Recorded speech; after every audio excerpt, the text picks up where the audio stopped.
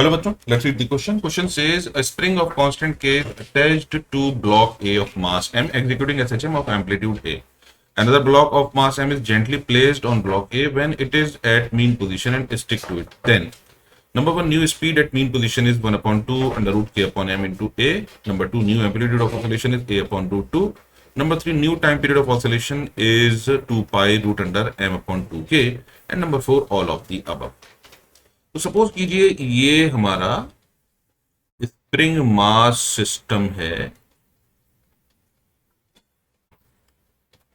और इसका मास है m, ये है कांस्टेंट के, और जब ये मीन पोजीशन पर है तो इस इंस्टेंट पर हमने यहां पर रख दिया ब्लॉक m। पहले ये ऑसिलेट कर रहा था विद एन एम्पलीट्यूड a। इसका मतलब हमारी जो मैक्सिमम स्पीड मीन पोजीशन पर होगी वो होगी v maximum is equals to omega into k. और ब्लॉक रखने से पहले ओमेगा की जो वैल्यू होगी वो होगी root under m upon k, sorry it's under root under k upon m।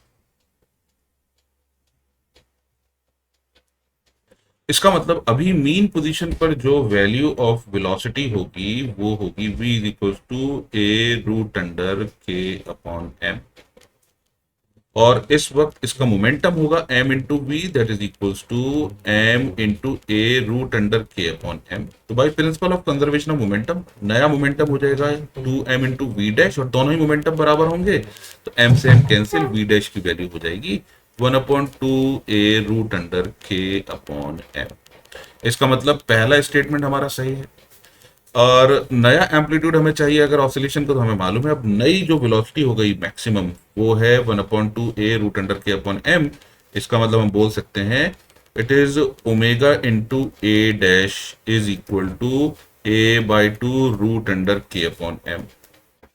अब यहां पर ओमेगा की वैल्यू क्या होगी, omega is equal to root under k upon 2m into a dash is equal to a upon 2 root under k upon m। तो यहाँ k upon m से k upon m cancel हो गया, यानी a dash की value आ जाएगी a upon 2 into root 2, solve करने पर हो जाएगा a अपॉन रूट 2। इसका मतलब ये स्टेटमेंट भी ठीक है। New time period of oscillation हो जाएगा t is equal to 2 pi root under 2m upon k। इसका मतलब ये स्टेटमेंट हमारा गलत है, हमारा सही आंसर होगा 1 and 2। I hope you understood the solution. Thank you.